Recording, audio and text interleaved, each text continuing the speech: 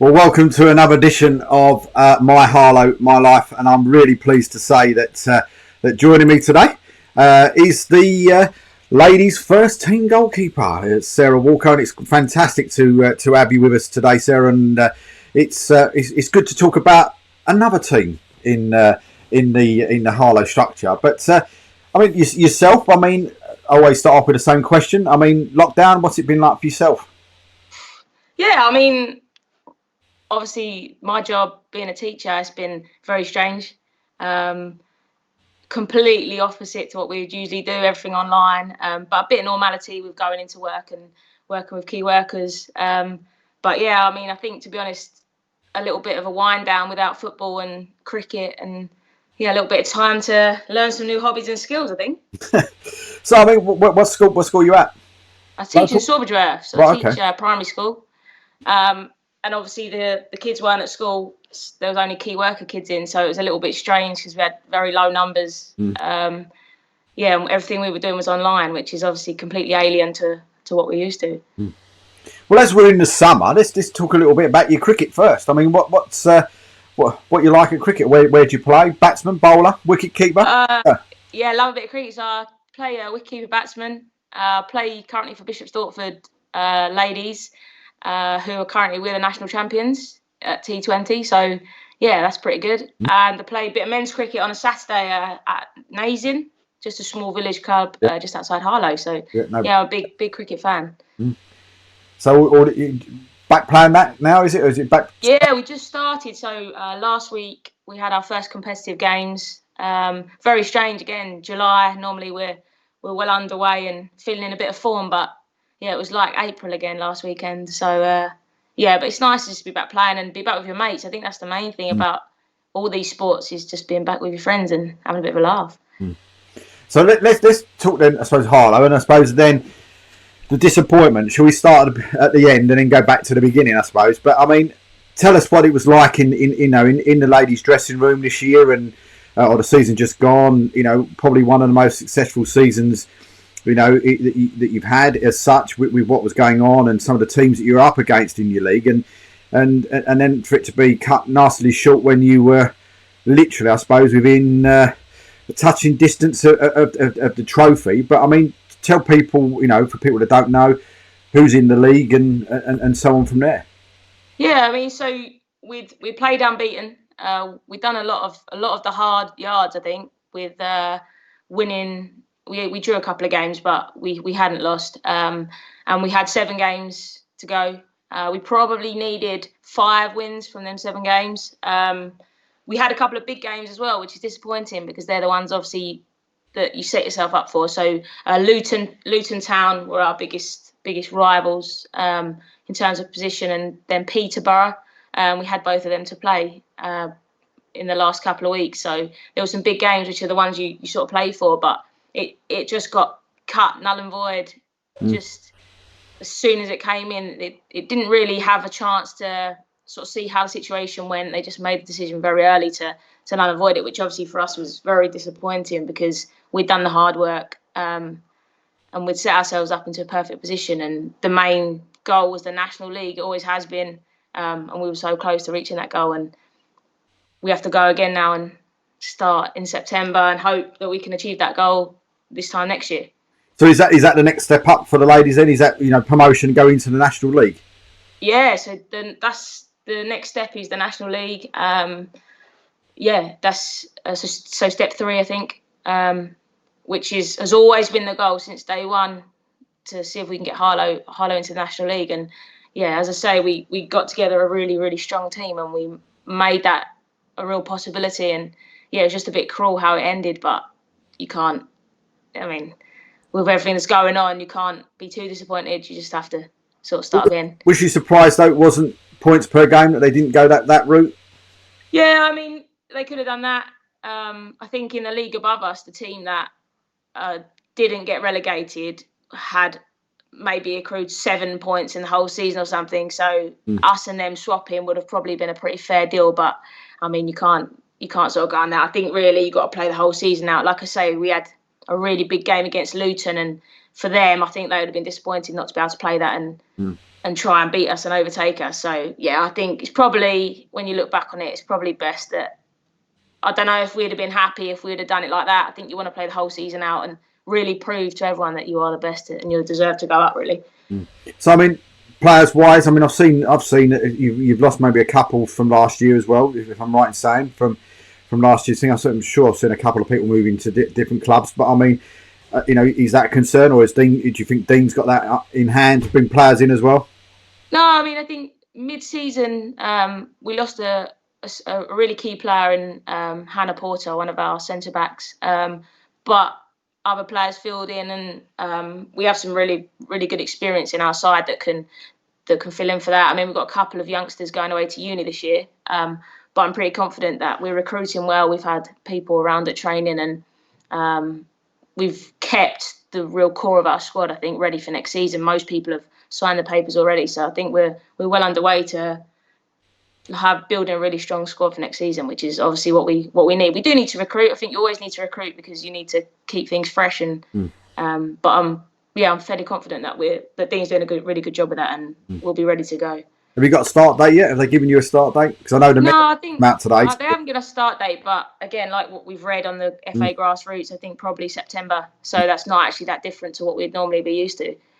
So we're just going to start. We've been doing a few weeks of pre-season training, sort of light pre-season, but this weekend is sort of what would be the real pre-season start date, ready for September. And is that then you jumping up then into sort of like Enfield Town and that sort of stuff in the National League? Exactly. Enfield and Leyton Orient and Billericay, so teams like that.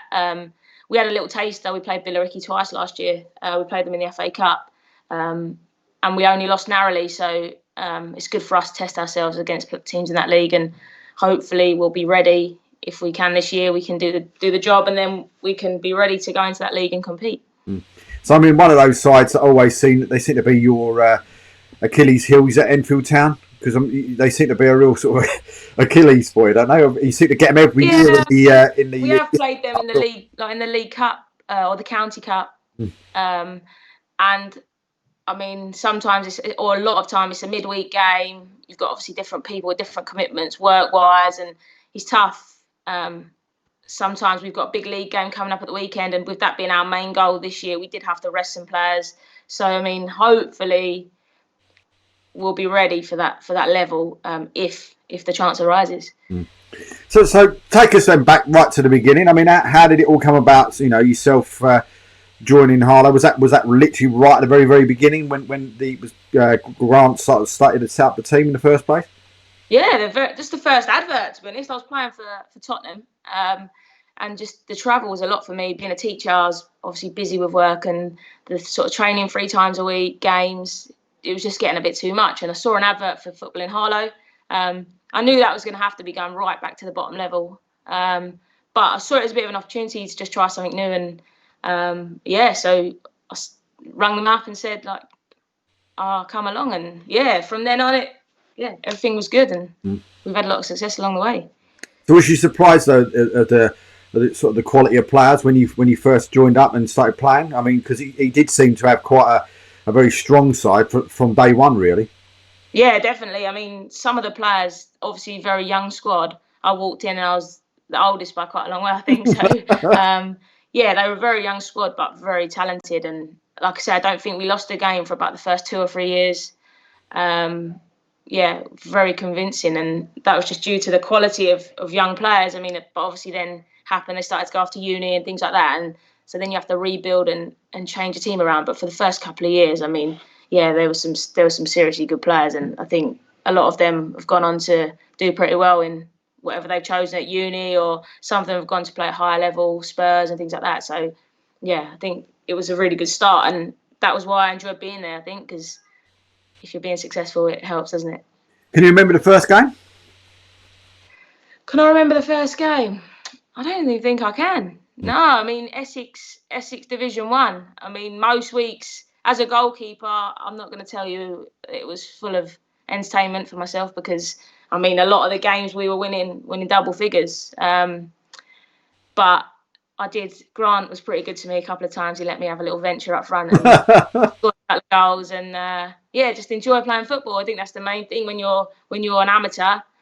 You got to enjoy it. And I think being part of Harlow setup and a successful setup and being an experienced player, I think I enjoyed that.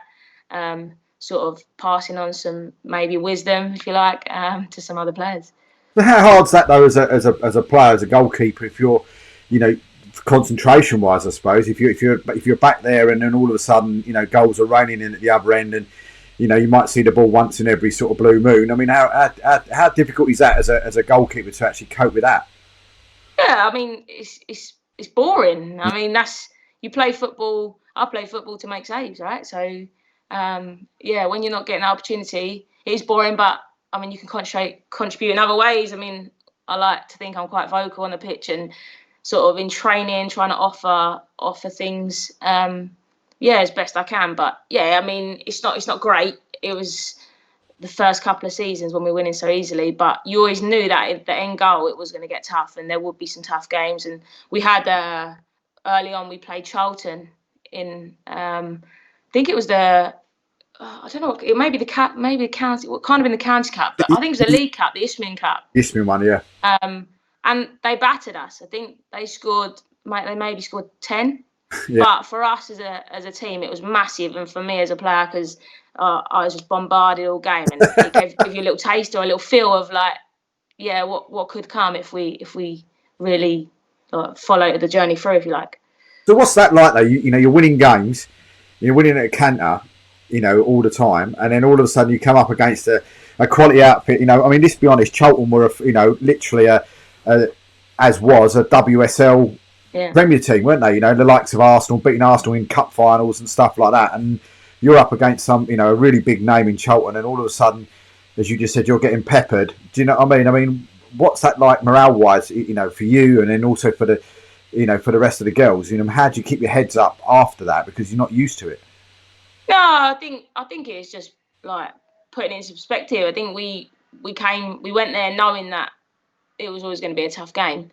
But the experience that we gained from that, these young girls that had never played at that level before, I think it was huge for them to see what it really is like if you put the work in. And like I said, I think some of them have aspired and have made it to that level now. So I think it's like Kit Graham played centre forward that day, scored a hat trick.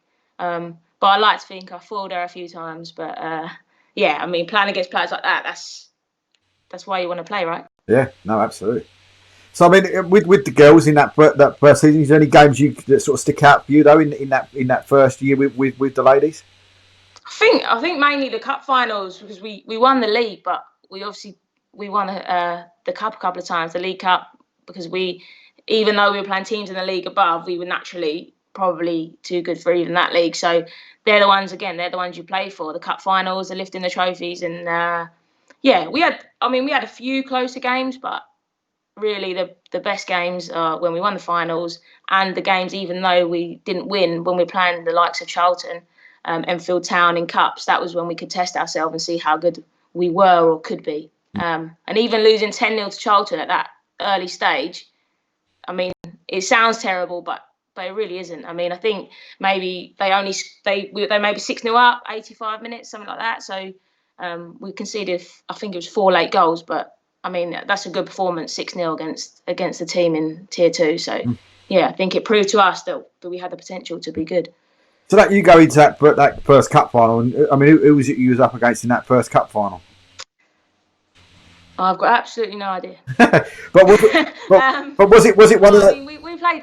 It sounds silly, but we played the cup finals every year. I mean, we played the Tiptree Cup final, which is kind of the smaller cup final, the League Cup final, and I think the first year we won the double. Second year we won the double, and then obviously it started to get a little bit tougher. So we started to come up against the likes of Stevenage and teams like that, and then.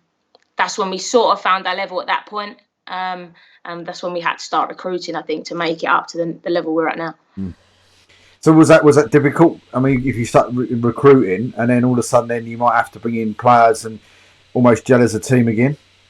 Yeah, I think we were lucky in a sense because we brought in players that had already played in the National League. So we brought in the likes of Chloe Bassett from Tottenham and Fran Gamble from Tottenham, and you only need to get a couple of people like that in with experience and sort of bring a friend. It's like that, isn't it? And a few mates get together, and suddenly the sort of core of the squad's there. And then we managed to get in a few new players from different things, and a few youth players started coming through. I mean, the likes of Taylor Hanscom, young girl, has turned into an unbelievable footballer.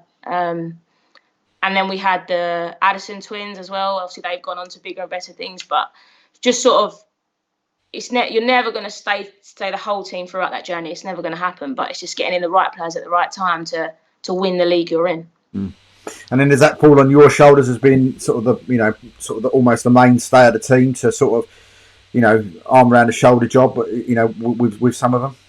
Yeah, I mean, like, I've tried to recruit friends when I feel that that's the right thing to do.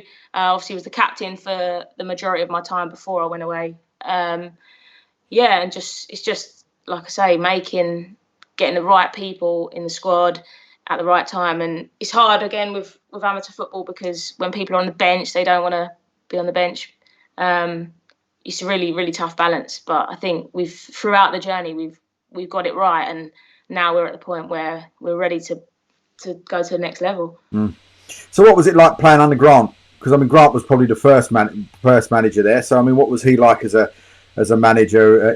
Playing underneath Grant. Yeah, he was just so passionate. I mean, he set it up from nothing. He brought across a group of girls that he'd managed for a long time. He put a lot of faith in me from the beginning. He gave me a lot of opportunities. Gave me the armband in the second season. And yeah, I just liked his motivation to go forward. He was always looking at how he could make things better on and off the pitch. And he never settled just for being average. He wanted us to be as good. He wanted us to be a big club, have play for free and things like that. And he really pushed the club forward. And I think he gave us a great foundation to build on. Now, I mean, none of this would be possible if it wasn't for the way he started the team. So how many years was Grant there for before you? 3 or 2.5, I think. So I say he settled the foundations, and then I think a couple of players went off to uni and stuff like that. And we had I think it was a tough third year. Like I say, we lost the league to Stevenage, and then we started the rebuild. So that's when we started so Santi was quite key in that. And obviously we've had Dean come in the last couple of years, and now we're moving forward in a different direction. So did Santi take over from Grant? Yeah, Santi did a lot of work with us. So he was assistant for Grant. A really, really great coach, someone that I respect hugely. And he did a lot of work between Grant and Dean, basically, with Jay Clifford, helping him out, Lee Walker. And obviously we had a reserve side at that point as well. So there was kind of a lot more going on, if you like Steve McCarthy. But now it's back to one squad, one coaching unit. And I think probably as a club that's easier to manage going forward. So what was that like then, going into a season and coming to the other end of it and actually not winning the league? Yeah, I know. Yeah, I mean, I think even then we did expect. I think we probably did expect to win that league. But again, I think you need that sometimes. Winning all the time is you're not particularly learning anything. I mean, it's lovely picking up the trophies and the medals, but I think we needed that. We needed to have some competition because that's what keeps people playing, I think. And then that's when we obviously started to bring in some new players and rebuild. And again, that's pushed us on because some of the players that we've recruited since then have been really, really good. So. So the league you're in now, was that with Stevenage in that league, or was that the league below? They're in the league above. Right. So they're in the National League. So that's where we're aspiring. So we're in the league that we didn't win had Stevenage reserves. Right. But at that point, obviously they're a big club and they've got 2 very strong sides. So now we're on a new level, and now we're looking to obviously go in with Stevenage first team. So So what's the difference between Santi, Grant, and now Dean?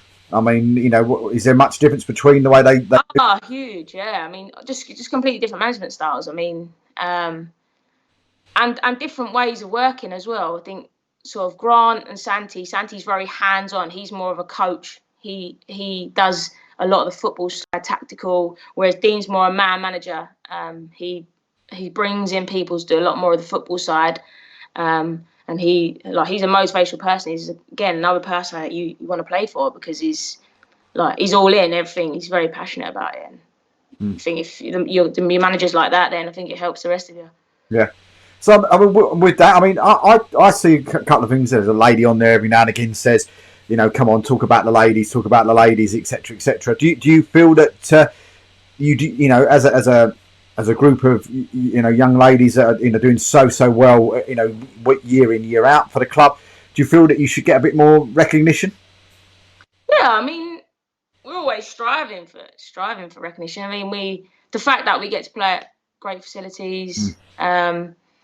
Obviously, we get individual sponsors and things like that, so we don't have to pay to play if we can get sponsorship. So it's moving forward. I mean, the only thing we can do is keep winning. And also, I think we start to build a little fan base. We started to have people that enjoy coming to watch us. And again, for the club, if we can get people coming into our games, then that'll make the club see our worth, I think, if you like. And the success helps, doesn't it? I mean, they want a successful team. So yeah, hopefully we're doing a good job, and we've started that off. And the higher we go, the more recognition I think that we'll get. So what about the fans that are coming over then? Is that something different as well? I mean, is that sort of almost going back to your Spurs days with people coming in to watch the games and so forth from there? Is that does that make the girls feel a lot better about things? Yeah, I mean, we love it. I go back a few years. We had the Harlow Ultras.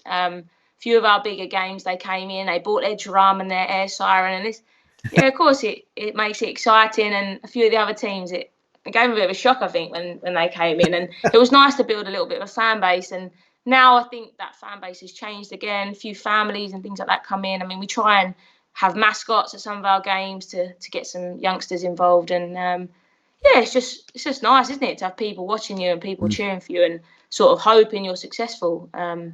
And yeah, the more we get that and the more people that come through the door, just gives us a bit more recognition, I think, from the club. I mean, talk us through some fun moments. There must have been some fun moments you've had in the time you've been there, or some funny things that have happened, either dressing room wise or on the way to games, etc., etc. Yeah, I mean, obviously, lots of funny stories. I think the most entertainment we have now is one of our players, Georgia Box. She's a singer, and so most games we get a pre-match song. If there's a physio table, she's up on it with a broomstick or whatever she can find, sings a song. It's just good, just a good vibe amongst us. I mean, that really helps, that bit of music and stuff. And when you got someone like her singing along, I mean, yeah, it gives us a bit of a laugh. But yeah, I mean, the team's always had good banter and a good vibe amongst them. Good groups of people, and that's what makes it, isn't it? You've got to have a bit of a laugh and enjoy playing football. But yeah, I mean, I think the other funny story was when the air raid siren went off for the first time. One of the Oppo, just all the team fell to the floor. I think yeah, that was quite funny. But yeah, we have a bit of a laugh, and just, at the end of the day, when you're an amateur sports player, you need to have fun. Otherwise, there's no point. So dressing room wise, what's the dressing room like? I mean, great laugh. Great bunch of players. You have to have your confident ones. So you have like Georgia Box, Amy Nash, love a bit of a laugh. And then you got some of the more quiet ones like Beth Chambers, who's unbelievable player, but just goes about our business, keeps in the background. And you got to have a mix of people. But as a group, everyone's very tight knit, and it's like we sort of banter the quiet ones, but everyone gets on very well, and I don't think that happens all the time. So I think we're lucky in that sense. I mean, have you, as a team, have you ever had, shall we say, in inverted commas, celebrity come down with the training sessions? I.e., one of the big ladies, the likes of the Rachel Yankees, the Kelly Smiths, that sort of area. Have you had anybody like that come down to sort of? No, I don't think we have. I mean, a few of us have played with some of them players before, or a few of the girls have got friends But no, I don't think we've had any celebrities or any really top footballers come. Obviously, we had Rachel Yankee come down to our presentation night, which was really good a few years back. But no, hopefully, I mean, we've got like a few of our players hopefully have gone on to bigger and better things as it is. So maybe they're a little bit celebrity now. So we've had players that have now gone on to make it sort of in the top WSL. So even training with players like that is makes you better. So players that you say gone into the WSL, I mean, for most of us won't know some of your players that have gone into the WSL. So I mean, you know, tell us names. There's two standout players for me. I think the best player I think I've ever played with, Taylor O'Leary, plays for London Bees in WSL. Yeah. Unbelievable player. And I think the second one, Angela Addison. Yeah. So her sister Angela and Therese, both unbelievable footballers. Therese has gone on to play for Billericay at the moment, and Angela plays for Spurs in WSL, and that's great for Harlow. I mean, to have that. Abby Benstead went on to play for Spurs, another unbelievable player. So yeah, we've made some success stories, but we have managed to keep some players along the way that are good enough to be playing at that level, which is nice. Spurs, for instance, does that actually give you some kind of I don't know, confidence, I suppose? Because I remember when I used to run a ladies' side, that my captain then went on to captain Spurs ladies, and but at that stage, they were sort of like, I don't know, National League 1 or National League 2 or whatever. They weren't in, where they are nowadays. Do you know what I mean? And you got into those games where I remember them going there and getting turned over by Arsenal by 10-1 in a county cup and stuff like this, to where they are now. So I know they're a bigger club and they've got a lot more resources around them, but does that sort of give you confidence that they can do it? Why can't we do it? Yeah, I mean, I don't think Spurs have always had the backing. So I played for Spurs when I was younger, and it didn't feel like there was a big link between the male club and the female club. So I think Spurs have done an unbelievable job to make their way to the level they have without a lot of backing. And now they've received that backing. They're playing in the top tier. They've played at the stadium. I mean, yeah, there's no limit really where Harlow could go if you get the right players. It's all about player recruitment, isn't it? If you win this league, you go to National League, you get a few more players in. It's not like you need a big stadium. That's like a male game. So, yeah. I mean, you just got to have the right players. It's all about player recruitment. And I suppose as well, another one as well of those sort of teams as well would be Lewis, because I mean, Lewis are the men's team are in division above Harlow, and yet their ladies teams in WSL 1, so there's that chance there, and they're probably on the same sort of budget wise as us, and but I mean, would you like to see that you're on the same amount of money per week like Lewis ladies are on as well? Well, I mean, Lewis is unbelievable, isn't it? I mean, how they've got to that level and they got that backing. I mean, I don't suppose there's that much money in Harlow, maybe, but yeah, it's not all about money, is it? I mean, women's football's never going to be like men's football in terms of money, and it's just about glory, isn't it? It's about success, and if you're enjoying playing football and you're winning, that's what it's about, really. I can't see it ever taking off to the level of men's football with money, so it's just different, isn't it? There's no reason why Harlow couldn't be like Lewis in terms of the team, because if you build the right team and you get the right players, then I think you can be successful. And there is a range or a mix of clubs in WSL, isn't there? It's not just your Man City, Man United, Chelsea, Arsenal, Tottenham. It's not the big male clubs, if you like. Yeah. Shall I give Tom a text now? Then I'll give him a text now and say to him, you want to be on the same money as the men, yeah? Lovely. We're all right. Yeah, if you can. But I mean, it's already a forward motion that we can get individual sponsors and we don't have to pay to play. I mean, this will be the first year I haven't paid to play football. Mm-hmm. So I've managed to get a sponsor for the season, and that's never happened. I've paid to play football for my whole life. So again, that's a step forward. Is that the same thing at Spurs as well? Then you actually pay?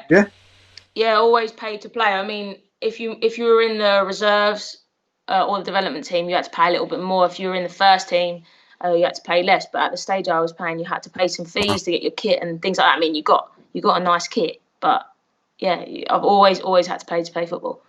But does that not show you that's completely wrong, isn't it? I mean, like, why is it the men's side don't pay? They get paid, but the ladies, you've got to pay us to play. That just don't seem right to me at all. Yes, it's just always been like that. I mean, you just come to expect it. So it feels to me this year like a luxury that I've been sponsored to play football and I won't have to pay to play football because it's just always been done. And I mean, it's not cheap. You're having to pay like usually a few £100 to play football as well. So when you're being successful and you're doing a good job, maybe you feel a bit hard done by, but you're so used to it. I don't think I do feel like that. So what's it like being a goalkeeper then and playing on 3G? Well, my body maybe feels like it's ready to rest, but no. There's probably some good things. I think it doesn't bubble. So I've had times where I've had a shot hit at me and it's like smacked me in the face or something. But I mean, at Harlow, we know that's not going to happen. But it does hurt. Yeah. Just used to it. I need to get on with it. I mean, training is the worst, I think, because you want to give everything in training, but at the end of the day, Wednesday to Sunday isn't that long, and you kind of don't want to be hurt or injured for the Sunday. So are you a grass person then, or a 3G? Yeah, I think deep down I am. Yeah, I think I always rather play on grass, even if it's a big muddy puddle. I think that's a bit more fun. So I mean, with it though, I mean, is it if we say like the last season because we they're just gone? And was there some great games that you played last season that will always stick in your mind?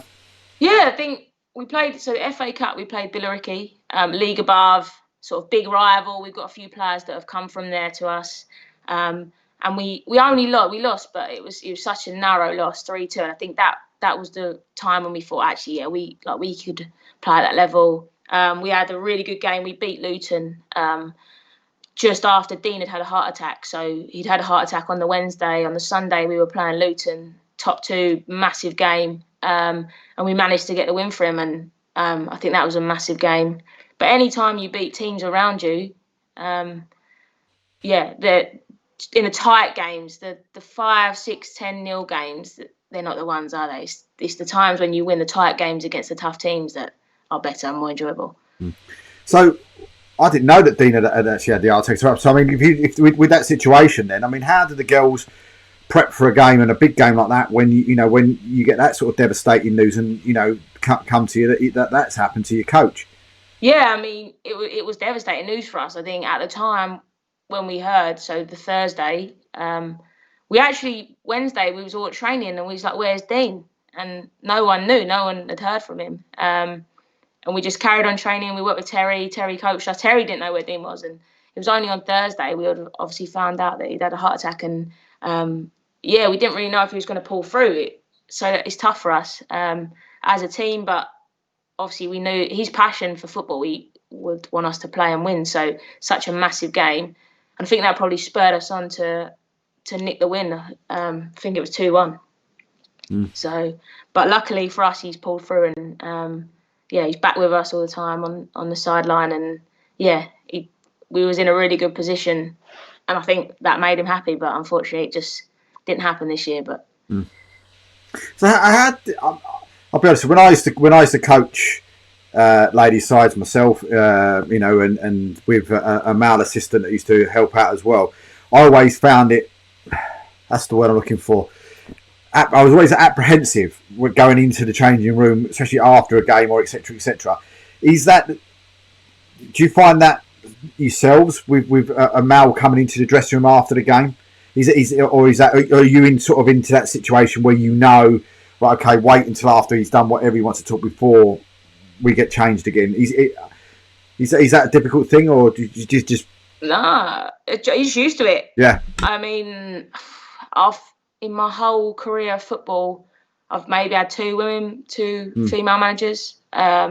Most of the time it's men. So I mean, they just sort of fit the band to the changing room. Just like the girls, to be honest. And they know how it works, don't they? So some of the girls aren't shy out. Some don't think they even care, to be honest. But he's just a manager, isn't he? So it just is what it is. Yeah.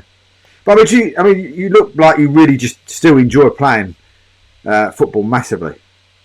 So I just love football. I mean, it hurts. That's more than it did. But yeah, I think the key thing is you play with your mates. You got to enjoy playing. Last year I went away, I didn't play with my mates, and I found it tough. So that's why I came back to Harlow, because I think the whole point of it is you've got to have fun, and you got to enjoy the company of the people you're winning with as well. And yeah, it makes a big difference. So yeah, I do love playing football, and I love watching football as well. So there's a balance. I do like to go and watch Spurs. I have season tickets. So sometimes when I've got one or the other, I have to choose, play the game or go and watch the game. And I find that hard because I do like doing both. But got to play, and if it was Arsenal, you might want to go, but if you don't, sometimes it's tough. But I mean, literally, I mean, you say you went away. I mean, what was the reasons behind that? I mean, what? I think I thought I was going to retire. Mm-hmm. So I sort of thought, this is enough. I've done, like I say, it hurts a bit more than it used to. And then a team, CK Basildon in the National League, they didn't have a goalkeeper, and they rang me up, and I went over there, and it was a good test. I'm a competitive person, and when you get the opportunity to test yourself that's the highest level I've been at since the age of 23. So that's like, I've had 4 years playing at that level with Harlow, where we're winning every week, and the opportunity to go back to the National League just for like one last go. It was too good to turn down, but it's not the same when you're not playing with all your friends. And so yeah, it was no brainer to go back to Harlow at the start of this season. So am I right in saying that, is it CK Basildon now gone in to be #United? Yeah, they've done an unbelievable job. So yeah, fair play to them. I mean, they were a good team. They'd had a lot of problems off the pitch, tough with players leaving, the funding being dropped and things like that going into last season, and they had a really tough season. They were an unbelievable group of girls. They the way they fought every game, even though they found it tough, they weren't winning. They really fought together, and now they're getting the rewards for that. And they become #. They're getting all the sort of media. Great group of players. I'm pretty sure they'll be the sort of team that you look for in a few years' time, that maybe do go up the leagues and get right towards the top, because that sort of label of # is going to help them, isn't it? But do you find, though, that you said about funding and stuff, do you find that that's the easy get out from men's sides if they're connected to a ladies' side, that, if the funding's a bit iffy, well, we'll just drop the ladies' side, or we'll take the funding out of the ladies' side? Do you think that's probably the easiest get out clause for them? Yeah, it's not good though, is it? I mean, I think CK Basildon, they weren't a men's side, so they were just funded by an individual person. Right. And they did a really good job, so they got to the National League. And then I think that for whatever reason, I don't know, he took that funding away. And for a team like that, who are not linked to any male club, it was tough for them last year. So to get that back in from #, but I know Gillingham have recently, or this year, dropped their women's team. I mean, it's tough, isn't it? If women's team don't bring you in any money, then I suppose you have to make that decision. But it doesn't look good, does it? That's the key thing, is how it looks to outsiders. And for Gillingham to do that, I'm not sure, because they were reasonably successful. So I mean, this season, though, going back into a league that you'd almost won the season before, I mean, do you feel that it's going to be tougher this year because everybody's going to be sort of aiming for you all the time? 100%. I think last year, even as the season went on, teams got better. The second half of the season, we were finding it tougher. We drew a couple of games.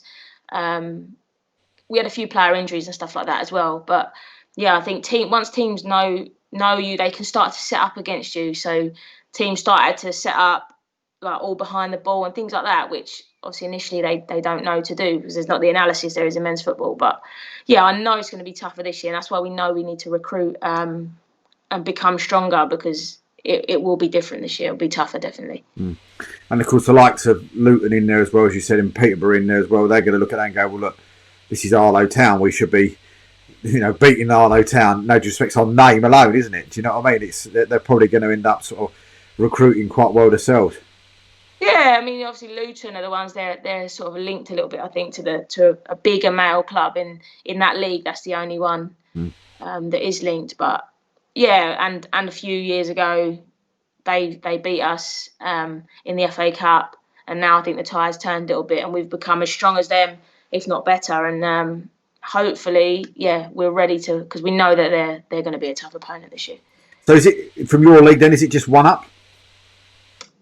Yes, one up and one down, and that's why we thought that it would have been a natural points per game swap with us and Kent in the league above, but that didn't happen. So we're going to have to fight. But you want to win the league anyway, don't you? Yeah, absolutely.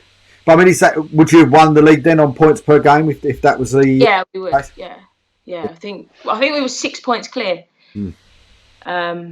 With seven games to go, I think it was. So yeah, I mean, we still had a tough run in. That's why you can't take for granted that you were going to win them all. I think we had lost a little bit of confidence going into, because we had a few injuries, we'd drawn a game, so you can't be sure.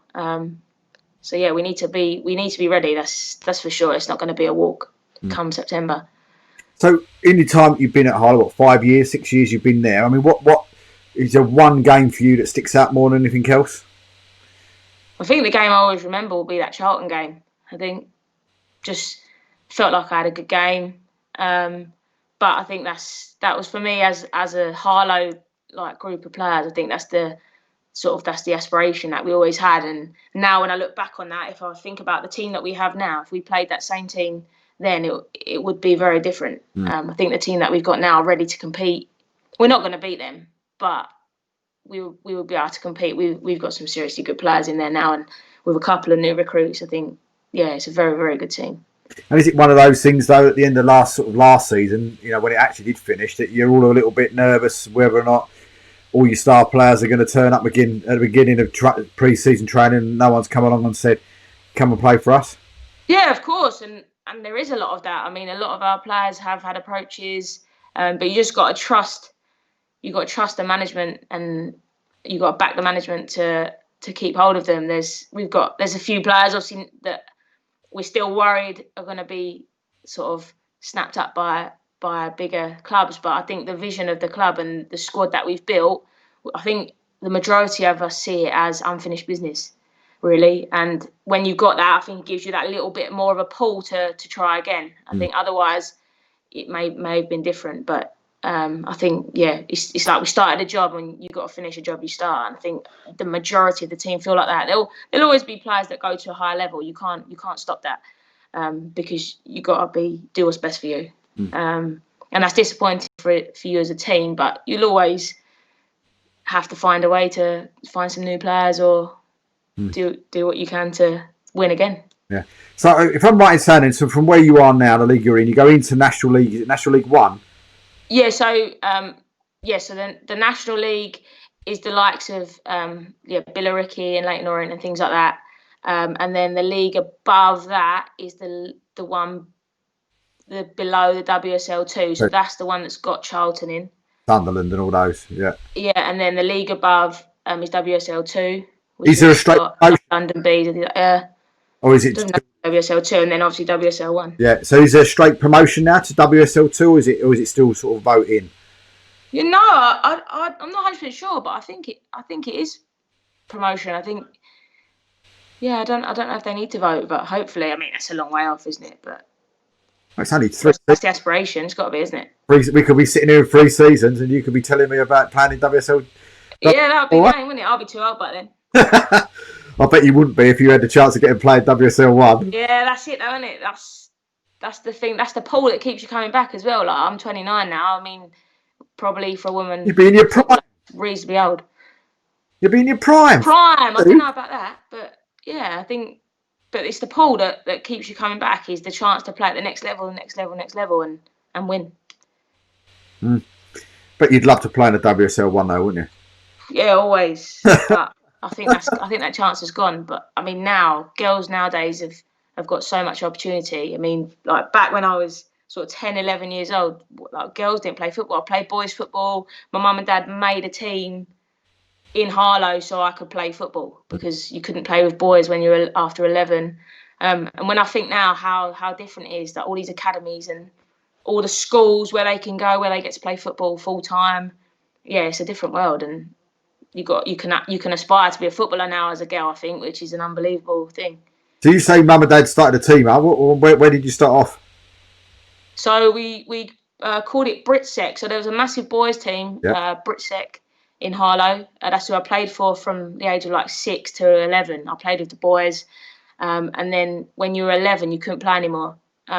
So we just made a girl version of Britsec. And yeah, we managed to sort of recruit some girls sort of from primary school that I went to, and yeah, we played for them, and then we moved over to play for Roydon.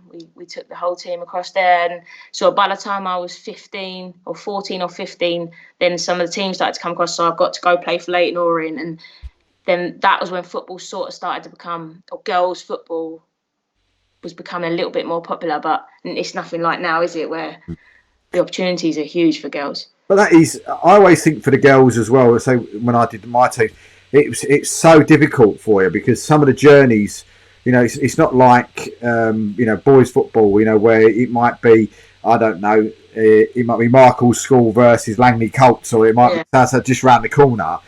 We were travelling as far as we were playing people like Fulham Deaf that was in, right by sort of Wembley Stadium, and we was playing this, and it was ridiculous. Some of the journeys were just absolutely massive, and I think is that sometimes what puts young girls off and the parents off of actually putting their young girls into a team because of how far the distance is between each team. Yeah, it's tough for parents. It must be. I mean, my dad and my mum, they just drove me everywhere. I mean, but now that's the biggest thing for me is the commitment, the travel commitment. Like if you want to play at the top level, so the cricket, I have to travel everywhere.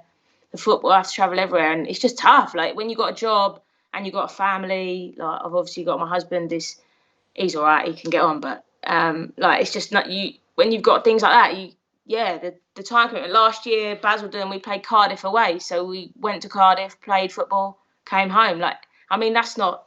Yeah. When you look at the different tiers, the way that men, they obviously professional by tier 4, but even you say young boys or men playing cricket, for example, they're only travelling, in our male league, we only travel maybe a maximum of 20 miles. Whereas the women, I'm going anywhere across the country pretty much. The top level women's sport is much tougher for that, I think. So, going back to your cricket where we started, I mean, literally, you turn up then playing for the for the men's side. I mean, what reaction do you get from that? Is it a case they sort of, if they don't know you, shall we say, and your ability or whatever else, do you think they take you for granted a little bit? Think, well, here's an easy wicket, or yeah, of course. Like when you start off, you can feel the whole 10 men, 1 girl. You can just feel it. But we play the same teams year on year, and I'm the captain of the men's side, so they know who I am. They know what I am. But yeah, that's again, it's a bit of you have to prove yourself.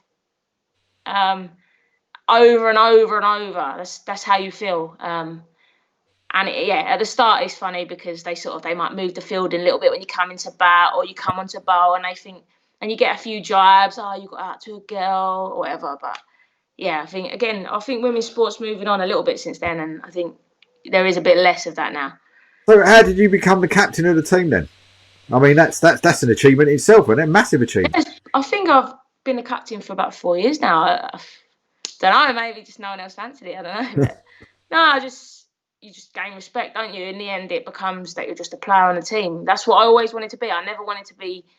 I always wanted to be able to hold my own. If I couldn't, I wouldn't be there because, like you say, there's always the girl boy thing, and so I always wanted to be I wanted to be the best player on the team, girl or boy. I always want to score the most runs. That's what motivates me. But you have to be like that. You have to. They don't see me as a girl. I'm just a captain. Yeah. I think that's what it is, and that's what I want it to be like. So what's the side you play for cricket-wise? So Nazian is the men's side I captain. Right. Only a little village club. Yeah, no, it's got 2 teams. Yeah. But I play women's cricket for Bishop Stortford as well. And that's different because obviously then it's all women, so it's a bit more normal. So whereabouts is the Nazian Cricket Club then? Is that literally Bumbles Green on that bit there, or is it the Sun pub? Right. Okay. Dead opposite. So yeah, it's just a small club. Just playing the Hearts and Essex League.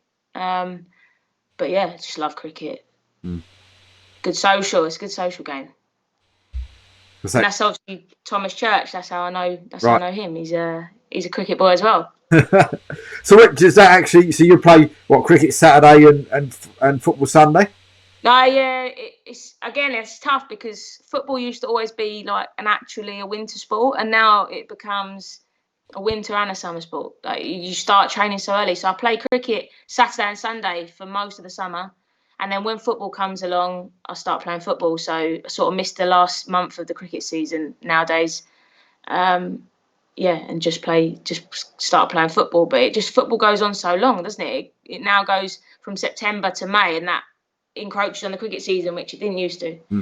So this season, then you're going to play not much cricket then? No, not at all. So probably, I mean, in theory, so on Sunday I'll go to football training and then go off and play cricket in the afternoon. But you can't. I mean, you can't do that all the time. But yeah, I don't know. September cricket will have 2 months of cricket and then football will start. It's a bit of a bummer. Just no break, like no break. But you have to live while you can, don't you? Just do it while you can, and when you can't do it no more, you don't do it, do you? So, do any of your children, any of the kids from school come and watch you play? I've had a few like be mascots and stuff. At different times, we've had a few watch. I played a charity game over in where I work, Sorbo, a couple of years back. So they've all seen me like come and play and goal. But yeah, some of the boys in my class play for Harlow, I think. Mm-hmm. So we chat about the games and sort of see how they've got on, see how I've got on, and yeah, there's a bit of football banter goes on in the classroom, which is quite nice. Well, listen, sir, it's been an absolutely fantastic 50 minutes, hour chatting to you. It really has been a great chat, and we do wish you and the ladies all the very, very best for the upcoming season, and hopefully, as I said to you off air beforehand, speaking to Dean about having your own little programme on Harlow TV as well in the coming season as well, so hopefully we can get that set up as well. I'm hoping to come down and see you all on Sunday as well. I'm waiting for Dean to give me a call, come down and do a few poses to camera, etc, on at the weekend. So hopefully see you at the weekend. But do wish you all the best with your cricket and also with your football going forward, and of course Harlow Ladies getting into the promised land of that National League. But I really appreciate you being with us today, and wish you all the best. Thank you for having me. No problems at all. Thanks, mate. Take care. Bye bye. See you later. Bye bye.